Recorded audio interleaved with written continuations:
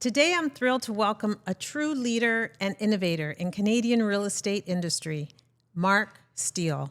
Mark is an accomplished real estate broker, team leader, and coach based in the Greater Toronto Area, whose passion for helping others succeed has shaped the careers of hundreds of real estate professionals. Over the past 13 years, he's worn many hats, from trusted advisor to broker of record and productivity coach. He has guided entire teams and brokerages towards excellence. With a proven track record of coaching and training more than 200 agents, Mark has helped realtors clarify their goals, identify their competitive edge, and build businesses that thrive, not just financially, but personally as well. As the founder of Steele Coaching and Consulting, Mark is on a mission to simplify the business of real estate and make professional growth accessible to everyone. Join us as we dive into Mark's journey, his lessons from the field, and the powerful mindset shifts that help real estate professionals rise to their full potential. Let's welcome Mark Steele. That's cool. Thank you so much. You're welcome. Did you like that? I love that. I don't hear about myself very often, so this is very much appreciated. Well, it's nice to hear about yourself when you're, doing as well as you do. I appreciate that. Thank you so much. How's everything? Pretty good. I'm pretty good. We're going to relax and have a conversation. I'll relax. I'll put my leg down. Hang out. So you got licensed in 2011. Yep. So what were you doing before that? So before that, it was my dream to work in the marketing industry. Okay. I used to watch a lot of movies and different TV shows about marketing and advertising. And I think like a lot of people back then when I was in university, my dream was to have an office job, go to the office every day, be in the meetings, and just feel like a real adult after graduation. A real adult. Yeah, get a marketing job and just get my salary and live happily ever after. Okay. Until I actually got the marketing job after graduation. Okay. And I hated it. What about it did you not like? Cubicles, first of all. Ugh. I think we've all heard the stereotypes about working in the cubicles and just the gray walls and the monotony of going to the office every day. That was my reality. And so nearly every day, typically after lunch, I'd start nodding off and falling asleep. Really? I was caught twice sleeping I was in the going to office. say, I wonder what your employer thought about that. Didn't think very well of it, I'll tell you that. Caught twice, and I knew either I had to make a change in my life or risk getting caught one more time, get fired from my first job after graduation, and then going to something else. So I had to make a shift. One of my coworkers was getting married at the time, and she asked me if I knew a personal trainer. Okay. So I said, yeah, I'm a personal trainer. I'll do it. I wasn't at the time, but I had a fitness history just through track and field and sports during high school. Okay. So I started training her. I bought a bunch of equipment. I kind of built that into a personal training business outside of the office time. And that was a lot of fun, but it wasn't enough money to move out of my parents' place and really start life. And so my dad and I were watching $1 Million Listing one day, and he said, why don't you get into real estate? Everyone has to live somewhere. You can make money like these guys on the TV show if you build up enough of your clientele. And I dove in right from there. Good old dad, eh? Dads always know. I know. That's my story too. Right. Sort of. Well, not the personal fitness stuff, but it's similar. It was, I think we had talked about this. Yep. My dad had an influence over me getting my real estate license. Mm-hmm. Okay, so dad said, let's do this. And you're like, let's go. What did you do next? Yeah, so I trusted him entirely. I think my dad knows me very well. And he also has the entrepreneurial experience too. He's a performer. He did mortgages around that time as well. So he just said, try it. Despite what your mom might want you to do with your life after school, what I want you to do with your life after school, you have to build your own life and do your own thing, figure it out. So I got my license right after that. I did a quick online search, figured out how to get it, and went to Oria College at that time. Yep. Maybe 6 months, did the studying, got my classes all done, started. Where did you start? iPro was my first brokerage. Okay. Ooh. Yeah, I know. That's not a good name right now. Not the greatest name right now, but at that time it was fantastic. Okay. I had a family friend who worked there, so it was the only brokers I really knew and wanted to get started with because they were there as well. So I learned a little bit from him. a lot of figuring things out myself as well. Just trying to find, how am I getting clients? How am I going to build this business into something? Where do I even start? So he gave me my first lease client and just kind of started rolling from there. Okay. And I also know that you created a course for the Toronto Real Estate Board. How did that happen? Yeah, very similarly, because I got into the business and didn't have much of a direction of what to do, what to expect in my first year as a new realtor, I thought to myself, maybe 3 or 4 years into the business, TREB should have a course for this. They had courses for, how to do paperwork, how to do commercial transactions, how to work with seniors, a bunch of different things, but nothing specifically focused on, if you're new, what's your first year going to look like? How are you budgeting for your taxes, which no one taught me. And I had mistakes in the first year with taxes like a lot of realtors do. No one taught me about how to do social media to find clients, which was growing at that time as well. So I figured I'd take all of my first year experiences, condense them into a course that is about 30 to 60 minutes, and teach that to the new realtors getting into the business as well. That was very insightful. Appreciate that. Thank you. I always figured, I think we've all heard the phrase that you want to be the teacher that maybe you needed at a certain time in your career. And I figured if I could do that for somebody else, it would help. So how did you approach the board members and about bringing your course to them? Yeah, great question. So it was very easy. Excuse me. I found, I think it was the education committee on the TREB website. Okay. Emailed a couple of the people over there and said, I have an idea for a course. Who do I talk to? And they connected me to the right person. I sent them a PowerPoint presentation of my course, sent them the proposal, the target audience for it as well. And at first they said, no, there's no space for new courses right now. So I think it was probably a year after that I tried again. And they said, okay, well, let's look into it. We'll run it by the board. If you have any questions, we'll let you know. A couple months later, they said it's green lit for the next season. And then it grew. So that's very telling, because just because they turned you down the first time didn't make you back down and say, it's not good, or I'm not gonna bother again. You kept going back. Absolutely. And I think that's one of my strengths. When I have a goal or a target in mind, I don't want to stop until I hit it, no matter how long or how quickly I can get something done. I just want to know in my mind there's a checkbox. I've checked it off. It's done. I can take it off my list. And so, yeah, definitely. Unless they say, no, it's not going to work, I don't mind hearing it not right now. Okay, that's good. So you sell residential homes, and you also coach and train at Keller Williams. You're a productivity coach, right? That's right. Yep. Okay, so you clearly have a growth mindset. So what do you think it is that drives you to keep growing? Like you talked about, you were doing marketing, and then you did some personal training, Yeah. created a course, and now it's like you're team leader, broker of record, all this stuff. So what drives Mark? Freedom. Freedom is my big goal. I think everyone needs a target or a goal, something to work for or work towards so that they can keep pushing forward. If you're bored, then you probably just don't have a goal to work to. And my goal from a very early age was just, how do I escape all of this? I say early age, probably when I started working at that marketing firm out of school. I knew that I didn't want to be in an office working for the rest of my life. Life moves very quickly, and the older we get, the faster time goes. And so I knew if I want to have a life of freedom, if I want to be able to travel wherever I want, whenever I want, if I want to be able to take care of my family and give them all the choices in the world, I need to be able to earn enough income to make that happen, and take that income and put it into investments so that the money's working for us. We're not having to go to work for the money every day. And so my growth mindset really just came from that desire to be free and to free my family, people around me.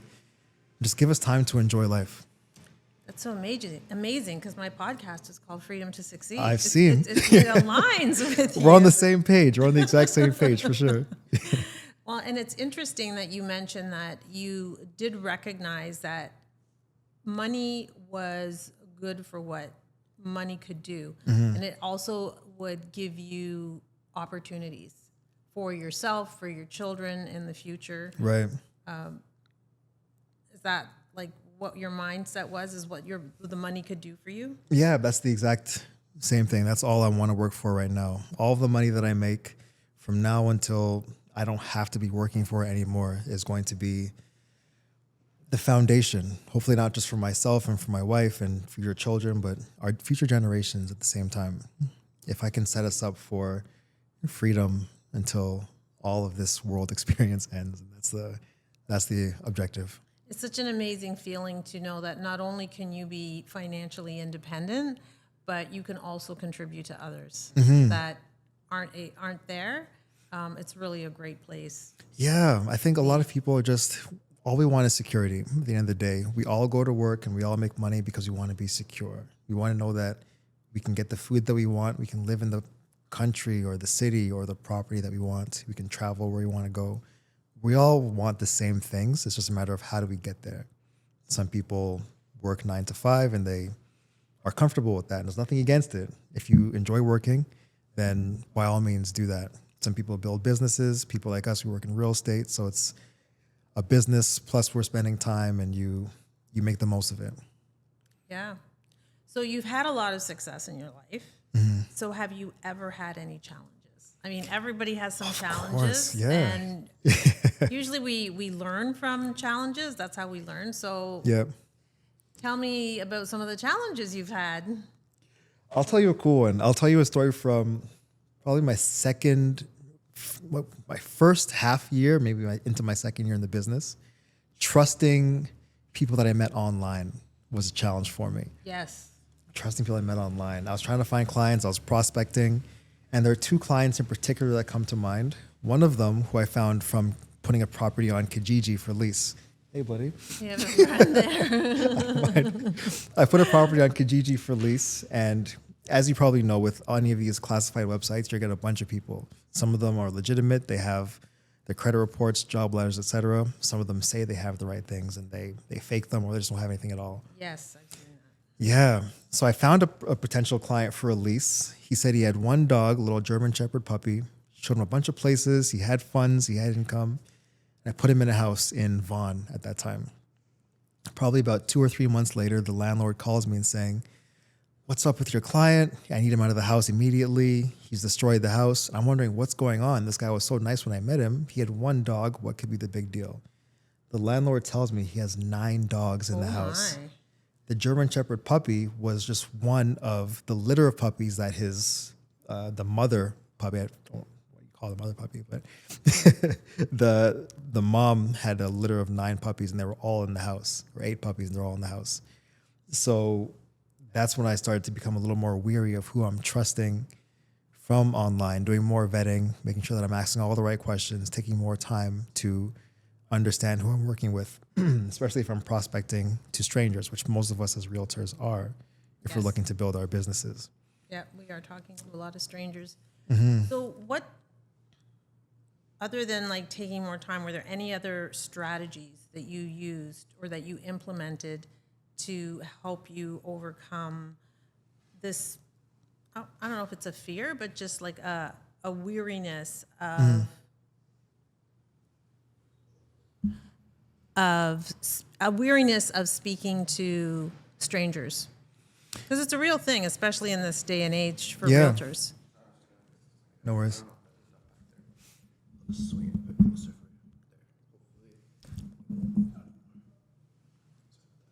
And that's okay. Good. The question about talking to strangers. Yes. How did you overcome that? Like, what did you implement? Or because it's a real thing. I mean, Yeah. we've even had, especially for women, there is actually a high. I think they're one of the highest targets for being susceptible to Yeah. strangers and being abducted or. I've heard that a lot, and I feel terribly for the women that I hear those experiences from. Even if I recommend to a group, do door knocking, for example, and just something as simple to me as door knocking can be potentially harmful or a risk for some of the women that are doing it by themselves. So in those cases, I'd say go in groups, have a partner, even if you're on one side and your partner's on the other side, make sure that someone always knows where you are. But for myself, I've never really had that fear of talking to people. And maybe it comes from my dad and him being out there. So I grew up seeing him talking to people all the time. In my mind, everyone is just a human just like me. Everyone has their experience. So I don't really get those nerves talking to people. Everyone is living their own experience, and so am I. So we're all on the same page. I don't mind talking to anybody. Well, you're talking to me. Yeah. And it's great. And this is cool because I think more people need to share their experiences and just hang out like this. I find I shouldn't say people, realtors are often in a silo and just working by themselves, not going to the office all the time or not having a partner or a team to work with. So just conversations like this can really humanize the industry and let you know that there's other people doing the same thing that you're doing, but in unique ways.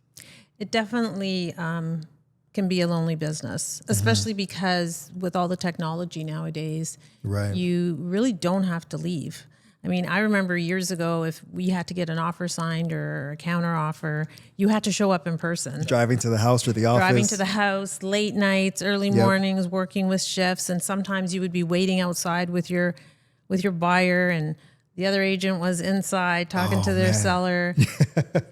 And on the road. It's crazy now. It's like you email them the offer most times, and DocuSign, you talk on the AuthenticSign. phone and digital signature. Yeah. I know people that even if they're sitting across from each other, they're just do digital signature anyway. Like it doesn't have to be.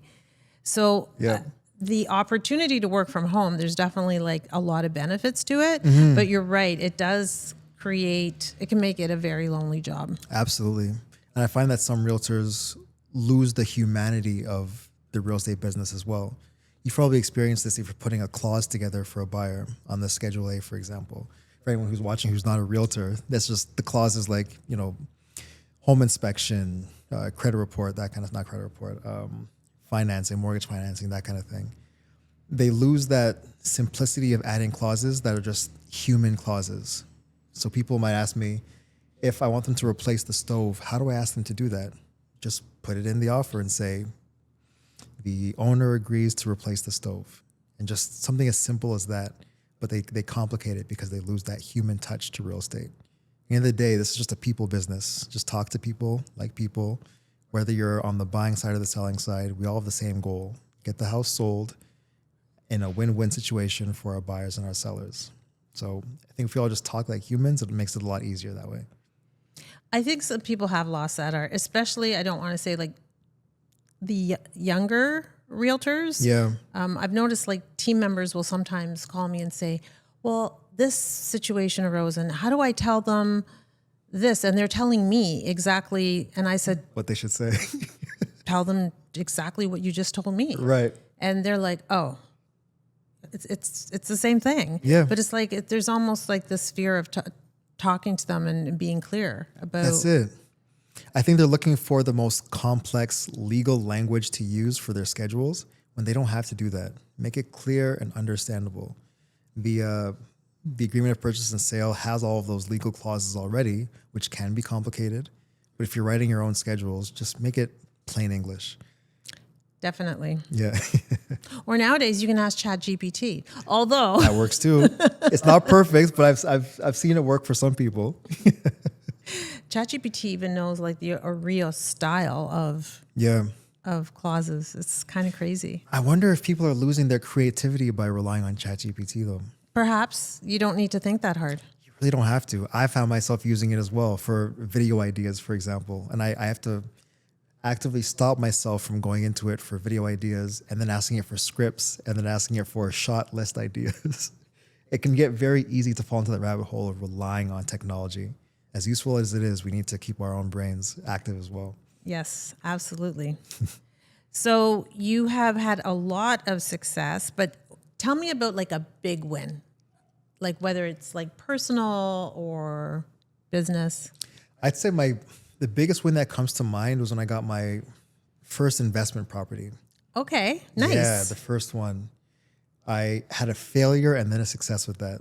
So my very first failure with getting into investment property was in Brampton. It would have been a duplex. I was a year and a half in the business, had a couple of leases under my belt, but I was working with a mortgage person who, unfortunately at the time, was creative with the financing, creative with the paperwork. Gotta love that creative financing. Sometimes it's fantastic, not in my situation. It was way too creative. I had no business being qualified for a mortgage at that time, but somehow I got the green light. Now the day of closing for this duplex comes up and the lawyer calls and says, the bank isn't going through, you're not getting the house. So of course I call the mortgage person and I say, I thought we were good. What happened? This is the day of the closing. And he said he found out the last weekend, but he didn't want to ruin my weekend, so he didn't call me. Oh my. Word for word, this is what he said to me. I didn't want to ruin your weekend. And so that fell through. And then this is a cautionary tale for anyone watching as well, who, if you can't close on a property, you have a couple of options. You can ask the seller to give you some more time, see if you can figure out the financing, get some funds from somewhere. Other option is to try to pull out of the transaction, but then they could sue you for damages. Yes. So I tried the first option, tried to get the extension, and we got extended for maybe a month and a half. Still couldn't get any financing because from a proper bank, I shouldn't have been qualified anyway. So of course, sued for damages. I had to go even further into what I had at the time as savings just to keep the deposit with them and then pay damages and go through the whole process. So very frustrating. But a couple of years later, I had saved up more, got some more transactions under my belt, got my first managerial role at an office. So now I had a salary as well. And there was a nice triplex in Niagara Falls, qualified with a legitimate mortgage broker at the time. Got that, and it was amazing. Understanding the whole process of closing on a triplex, an investment property, being a landlord and property managing it myself, having funds coming in, paying for expenses and repairs. The whole experience was just really interesting during that time. See, I'm detecting a pattern here or a theme. You don't give up. Just like you didn't give up with your course, Right. then you didn't get your first investment property because of financing, but that didn't dissuade you. You learned a lot from that and did it differently the second time, but you still went for it again. That's exactly it. And it comes back to what I was saying before. If you have a goal in mind, that's going to push you to take action and make corrections and to do things over and over again until you hit it. So you have to have that goal and something to work toward so that nothing else matters. Nothing can deter you. Things might slow you down, but if you don't stop, then you can't lose. You either win or you quit. And I can't quit. Or you win or you learn. And it sounds like you're taking the more positive route as Absolutely. This didn't work out. So what did I learn from it? And what am I going to do differently next time so that the next attempt is a win? Absolutely. And every learning experience is something you can share with others as well, which is what comes into the coaching aspect, being able to tell you other agents, here's what to do, here's what not to do. Try it for yourself if you want to learn on your own, but here's what happened to me. And it makes it a lot easier to coach from experience. Absolutely. It's better to learn from the mistakes of others than your own. Save yourself the time. Probably does save you a lot of money. Yep, save the time, save the money for sure. And some legal bills. Oh, bro, you have no idea. Yeah. Well, speaking of coaching, that you can use your own life experiences to coach other agents. So you've coached over 200 agents. Yeah. So what do you think, let's just say maybe the top 3 challenges that you think most realtors are getting stuck with? Good question. I know, I thought it was too. It's fantastic. You're really good at this. I'd say 1 and 2 are probably connected. It would be, how do I organize my time? And how do I prospect and find clients on a consistent basis? Yep. And I say those 2 are connected because as a realtor, whether you're new or experienced, most of your time is finding people to work with. That's your job. Connect with people and have them want to work with you. After that, the rest of the process is pretty straightforward. So organizing time, figuring out what you want to do every day to prospect, rather than just waking up and leaving it to chance or saying, tomorrow I got to find some clients, but how am I going to do it? And then figuring out on the fly, which can lead to being overwhelmed and trying to analyze everything and not taking action at all. I always say time block. Prepare your week from the Sunday night so you know what you're doing every single day. And try to do the same things every day as well to build that consistency, to improve on your prospecting skills, and of course, find some traction and hopefully find some clients as well. So organization is the top one. And then agents asking, how do I actually find clients? And I think that goes back to the humanity part that we were talking about as well. People are everywhere. Everybody has to live somewhere. You could walk down the street and see 5 people just on the sidewalk. You could stop and just talk to somebody. They might say it's weird. You might say it's weird, but they're going to get over it. Risk embarrassing yourself to talk to someone because you might be the person they're looking for in that moment. Even if they're not, it gets easier the next time. You keep trying until you find that one person. And this is all door knocking is. This is all cold calling is. This is all DMing random people on social media is. You knock, say, hi, I'm a realtor. Yes, I need you. No, I don't need you. And that's it. So really just simplifying how you want to do that. If you like doors, if you like phones, if you like social media, if you like putting out advertisements and hoping people come to you, just casting out a net, so to speak, and see what works. And the third thing that I get asked about a lot is probably paperwork. How do I write certain clauses, or how do I negotiate for my client to make sure they win the property at the price they want, which you can never guarantee, but just do the human thing. Ask them, what's your seller looking for? What does your buyer need to make this a win-win? And find that middle ground. Okay, so you mentioned having a game plan for lead generation. Yep. You mentioned time blocking or having a schedule that you follow. Right. And you also mentioned not really knowing clauses. So what kind of strategies would you say that they could implement for, say, organizing or figuring out a way to lead generate that works for them? You mentioned different ones like door knocking, calling, just randomly speaking to people, or different ways. So how would you suggest to someone coming to you, what am I going to do to figure out lead generation? How do they come up with a plan? The first question is, what do you like? What do you like to do? So if I ask you, for example, Melina, what are your hobbies on a regular week? What do you do for fun? Well, I play with my dog. Okay, so you like dogs. Do you ever go to the dog park? Not really.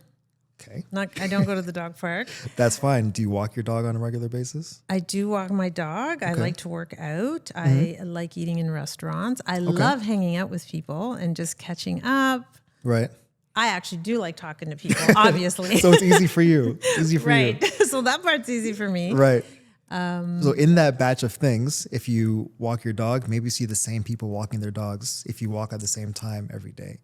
So instead of just walking by someone, now you're stopping to say, oh, hey, what kind of dog is yours? This is mine. Have you lived in the area for a while? You're not going to go straight into, have you had thoughts of buying or selling a property? Right. But you see the same people at the same time every day. That's a relationship for you. If you like working out, maybe you're working out at the park. Maybe you're jogging on a track, seeing the same people jogging Monday and Friday, for example. Or you're going to the gym, seeing the same people as well. Do the things that you naturally enjoy, and you're going to see the same faces over and over again. And conversations always go down to, what do you do for work? 100% of the time, if you know someone long enough, they're going to ask you.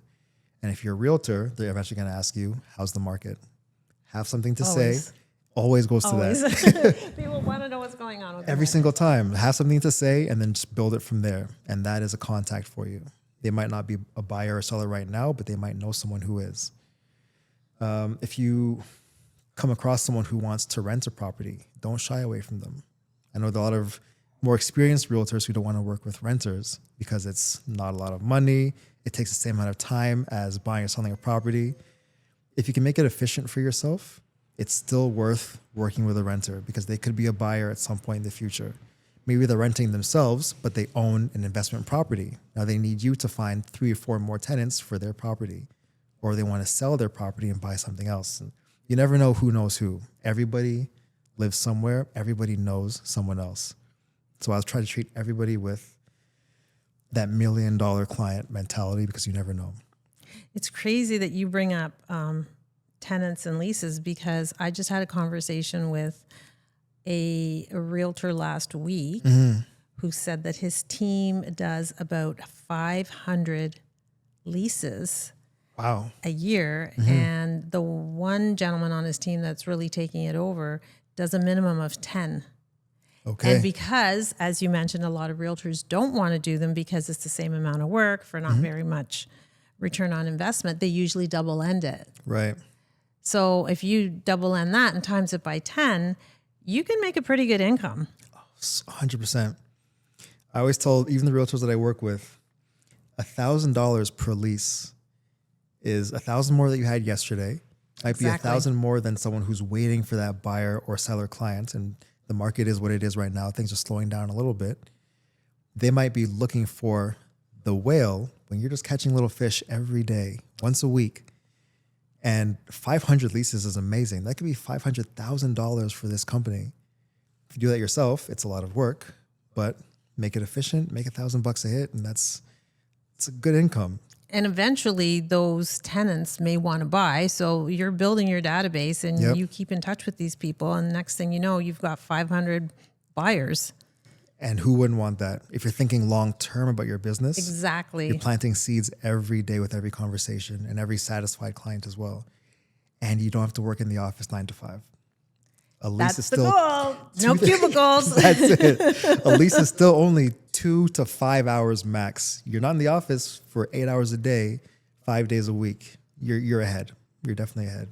Well, you make it sound so simple. Just go walk your dog and talk to your neighbors. That's all it really is. It's a relationship business. It's a relationship business. It's a people business. And if you're prospecting, doing things that you like, it's going to be that much more pleasant for you. And people will see that on your face as well. I started off detesting cold calling, and that came across in the energy that I had on my phone calls. So I stopped doing it. I didn't like door knocking for a long time. I'm kind of back into it now because it's not as bad as I reinforced it in my own mind that it was. But if you don't like that, do what you enjoy. If you like just being on camera, talking to people, maybe do a podcast, have a YouTube channel, put yourself out there that way. Or record one video of yourself, figure out how to do social media advertising, and people will come through that as well.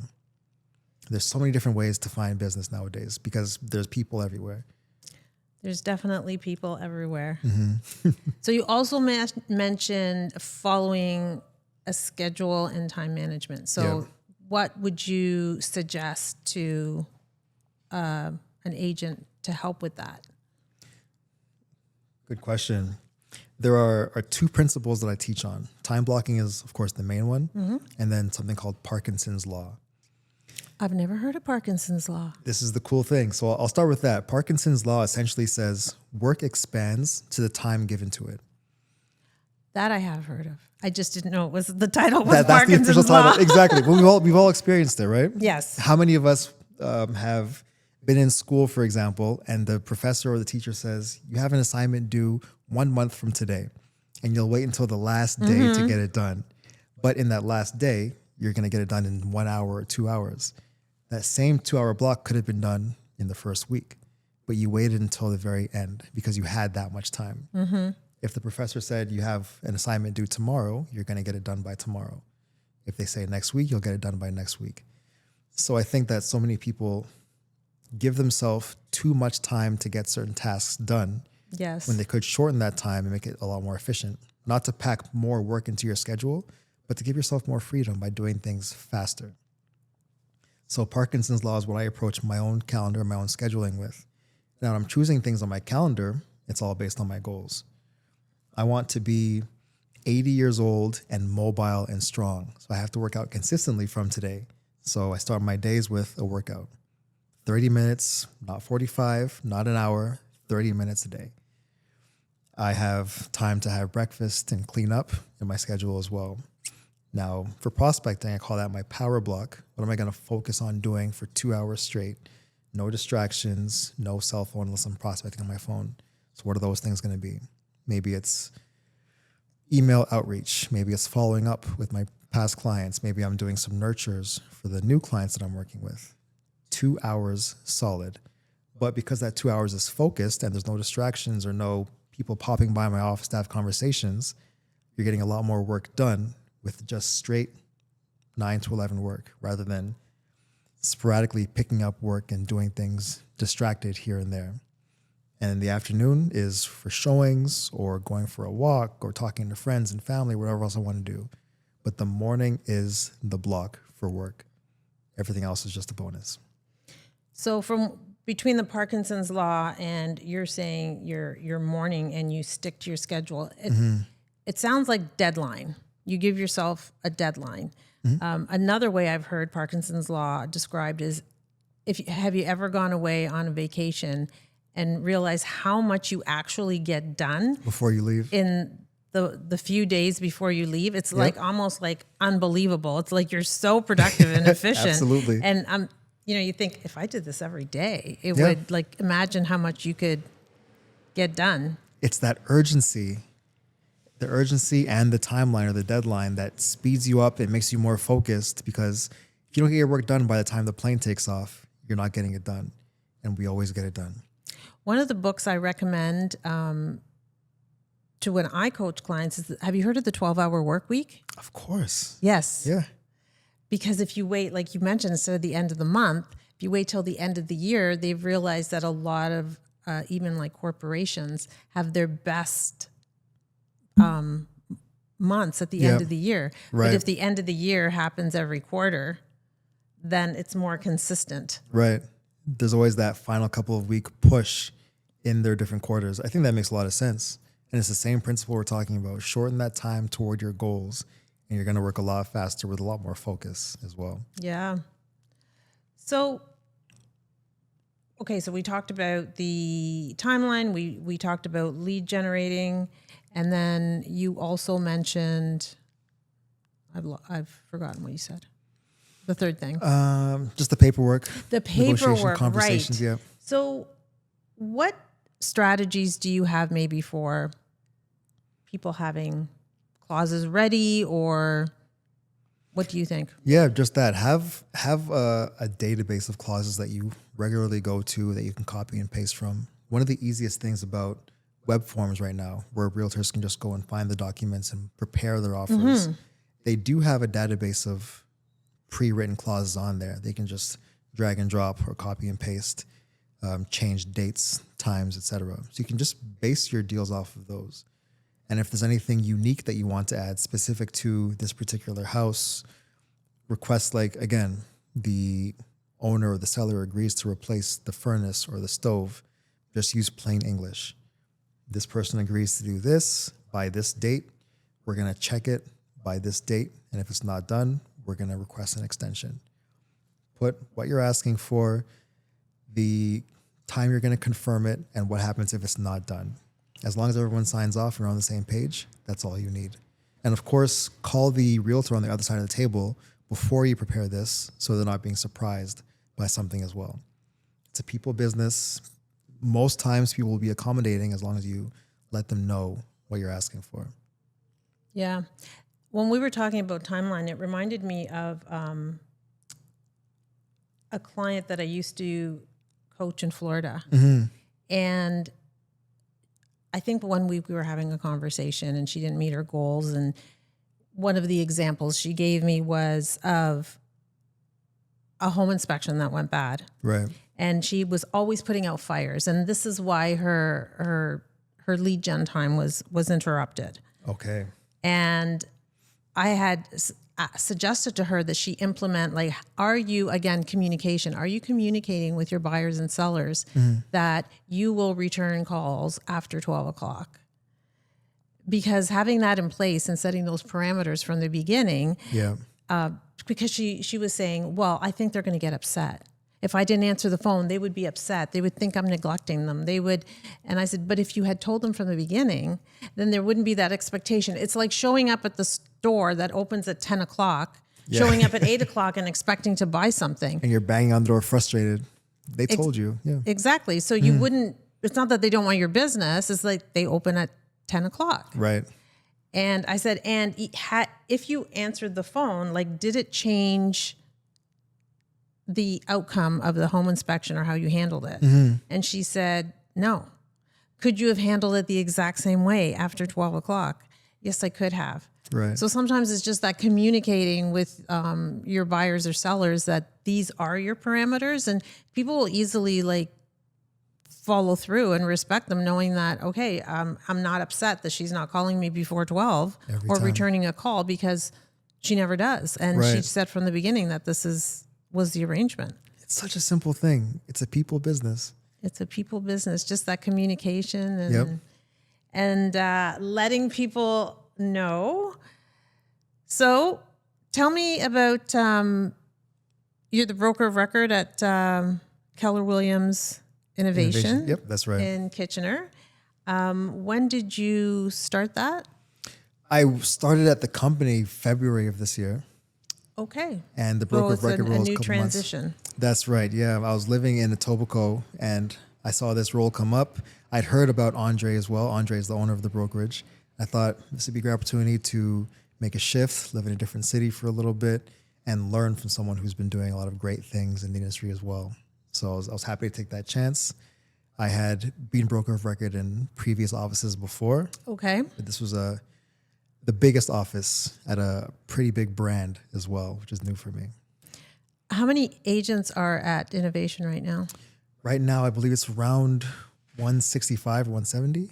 That's Yeah, That's a good something around size. there. Yeah, good size. So it's a lot of phone calls, a lot of support calls. But I enjoy that part of it. I like to support and help. well, you're just that guy. Right. I'm that guy. I think I was actually born for this, so it makes it easy to do it. I don't dread my phone ringing at random times, day or night. So do you set parameters for agents calling you? No. No. It's a great question. I've taught setting parameters with clients, but for myself, I've always been if you need me, give me a call and I'll help you out. Sometimes if they call and they ask for something specific, like, can you look at this clause for me or this paperwork? If I can't get to my laptop right away, then I'll tell them I'll get back to it by 2:00 or by 3:00. Give myself a deadline to get it done. But no, I'm guilty for that as well. Clients call me anytime. Well, yeah, the putting out of fires. Yep. So in addition to helping other people and coaching other agents, you do sell residential real estate yourself That's right. and investment properties. So what would be a piece of advice that you would give a seller? Good question. I think in a market like this, especially we were talking before about the condo market right now.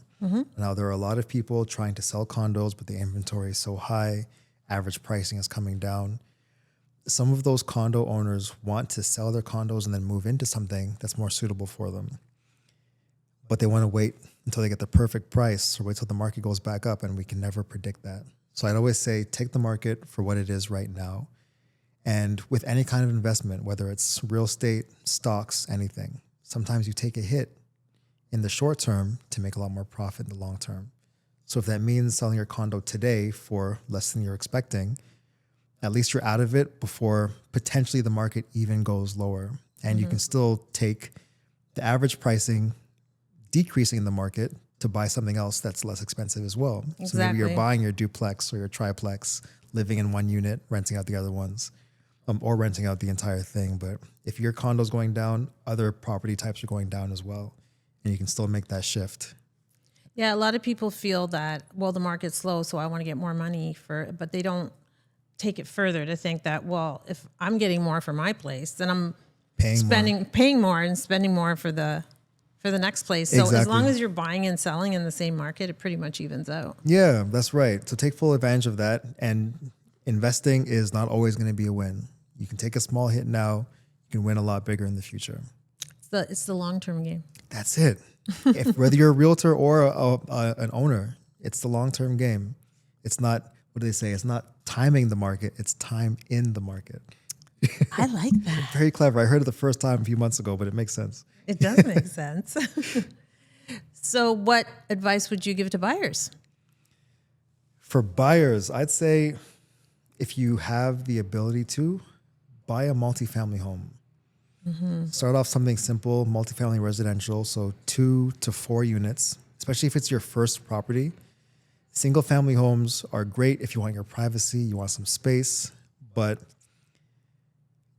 what makes a property more of an asset is are you getting cash flow from it? Hopefully, is it paying for itself and giving you value over time as well? And multifamily homes are the best way to do that, because if you live in one of the units and you rent out the second unit, ideally that second unit is paying for the mortgage overall. So you're living for free. At the same time, the house is gaining value over the years as well, the longer you own it. Multiply that by 3 units or 4 units, and you're making that much more. House is covering itself. You might have a couple hundred extra to pay your utilities. Now you're paying for the gas for your car. You're paying your financing or your car lease every month as well. That's how you build wealth. More doors under your belt, hopefully paying for themselves and then some. Yeah, that's, again, long game, right? Right, of course. So what's your message for the audience today? My message would be, life is short. So don't be afraid to take a chance, have experiences, live your life. If you have a goal for yourself, do whatever you can to hit it as quickly as possible. I was always the destination is more important than the journey person. I just want to get things done and figured out. But yeah, you said outside, I'm not old, but as I get older, I'm starting to value the journey a lot more and the experiences that I'm gaining and sharing with other people and learning from other people's experiences as well. So as cliche as it sounds, enjoy the journey. Destination will come. Just enjoy life. You get one chance at this, as far as we know. So make the most of it. Well, it's true. It's also like who you become in your journey. Yeah. You're changing. I find even sometimes for an event, it's like the preparation for the event is all the fun. And then it's kind of like when the event happens, it's like, okay. That was it. That was it. When is the next event coming? It was so exciting. Like the whole journey getting there. Yeah. And then what's the next thing? And I think part of that as well, I'm glad you mentioned that. Just enjoying when you get to the destination before rushing to think, what's the next goal? What's the next target? Just sit in it for a while. Reflect on where you've come from. We all record things on social media nowadays, so watch your videos back for a little while and really get back into what you had to experience and how much you had to grow to get where you are.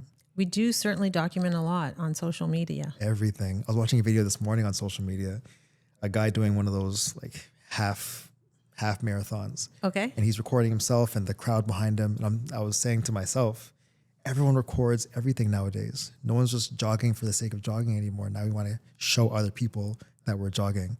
So I have mixed feelings on that. It's great for business, I think, but otherwise everyone's putting stuff out Sometimes stay in the moment and Just don't be in worry the about moment. recording it. Yeah, right? Enjoy yourself. It makes everything a little bit longer that way. Just enjoy it by yourself. You kind of see it differently too without having the lens in front of you. Right. Imagine being at a concert and watching the concert through your phone because you're recording it for social media. Crazy. Just my Maybe a opinion. little clip and then that's it. That's Put it away. 10 seconds, put it away. Exactly. I was here. Right. So now I'm going to ask you a fun question. Sure. If you could have dinner with 3 people, living or dead, tell me who you would want to have dinner with and why. 3 people, living or dead. Can it be fictional or non-fictional as well? Sure. My first one is This is for James fun. Bond. James Bond? James Bond. I'm a huge James Bond fan. Daniel Craig especially. What is it about James Bond? James Bond has been... Besides the fact that he gets all the girls. That's a huge part of it. I feel that connection there. No, I'm joking. Or all the women. Right. I feel like the character of James Bond has been a role model for me for years because of his capability. It's fictional, of course, so it's easy to write, but every movie that you watch, he's flying a plane, he's skiing, he's shooting something, he's speaking different languages, the charisma, the confidence, all of those capabilities would be so cool to embody in myself. That was my inspiration for starting my pilot license. I got my motorcycle license, I got my boating license. I started learning different languages just because of this character that embodies all of these things. So it'd be an interesting conversation to learn from him and ask him how long it actually takes to learn the things that he knows. My second one would be Alexander the Great. Okay. Yeah, being a young leader and a conqueror at that time, wanting to understand the motivation behind that, the stress that comes with leading armies at that age, the vision of conquering so many different countries and parts of the world at that time as well. I'd love to learn about that and see how that can relate to real estate and conquering different territories and markets and that kind of thing. And he started out young too. Exactly. That's exactly it. And third, I think third would be King Tut. King Tut. Yeah. You have some interesting characters. I appreciate that. Thank you so much. It's just like not the run of the mill. You're just right. Like, it's out of the box. I try to be, but I think King Tut is cool because there are so many conspiracies about Egypt and yes. where the pyramids came from. And I'd love to speak to someone who was around that time, seeing the pyramids being built. What's underneath the pyramids? Did they actually come from people building them, or was it aliens and all this kind of stuff? So it'd be a cool deep dive and a cool conversation to speak to someone from that time, seeing it all put together firsthand. It would definitely be fun. Absolutely. And I love Egyptian culture. Egypt, I went to Egypt several years ago, but it was beautiful over there, hot, very hot. But just beautiful people, very friendly people over there as well. I've never been, but Egypt is definitely on my bucket list. It's worth the trip for sure. Absolutely. I feel Morocco like too. the culture would be very different. It is so different. You go to the markets and you're haggling prices, but you don't feel bad about it because it's the culture. They're expecting it. Exactly. So you have to do it, but definitely worth the trip. I recommend it.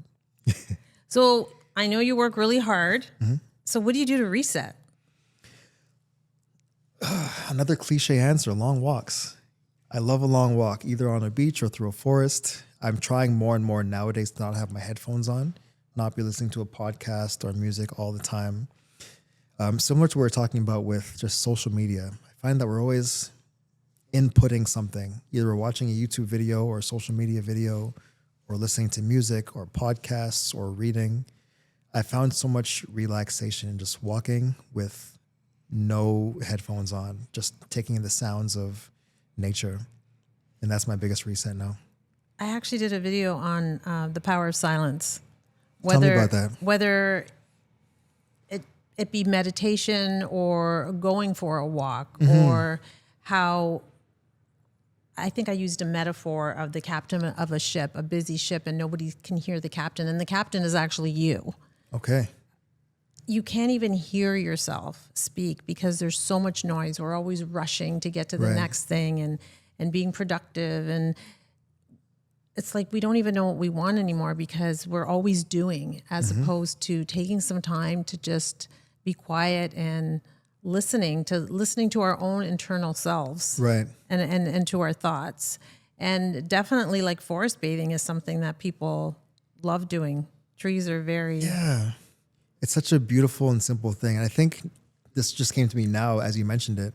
This is probably why so many people get inspiration in the shower or in the bed when they're trying to fall asleep, because there's no noise. It's just you and, I guess, silence as you're falling asleep or taking a shower. So that makes sense. You can't find inspiration if you're constantly taking things in. too much chaos around you. You can't even hear yourself think. Yeah. I come up with crazy things at 3:00 in the morning. It's some like, of the best things. Wow. I couldn't have thought of that during the day. There was just too much going on. Right. How many times have you had it where you have a crazy thought at 3:00 in the morning and don't write it down right away? And by the morning, it's gone. Because now you're thinking about, what do I do for the day? What's the next thing on my to-do list? So your clarity comes from quiet. 100%. And a notepad with me as well.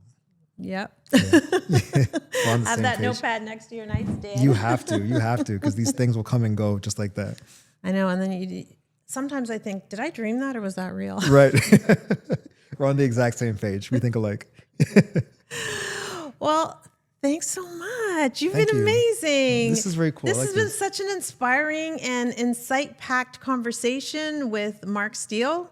He's definitely a leader who embodies what it means to grow with purpose, from building a thriving career in real estate to coaching and empowering hundreds of agents across Ontario. Mark reminds us that true success isn't just about numbers. It's about clarity, consistency, and the courage to keep growing. If you're an agent or broker looking to simplify your business, gain confidence, and create lasting success, be sure to check out Steele Coaching and Consulting and the ACE Coaching Program. And if you're a buyer or seller in the Greater Toronto Area looking to connect with Mark, you can contact a Keller Williams Innovation Realty. Thank you, Mark, for Thank you so sharing much. your wisdom and your journey. I appreciate really your time. appreciate that. Thank you. And for our listeners, remember success becomes simple when you focus on growth, balance, and the right guidance. And if today's episode inspired you, share it with someone who is looking to grow, to keep learning from others with the growth mindset. And you can make sure to follow and subscribe to this channel. Thanks for tuning in, and we'll see you next time.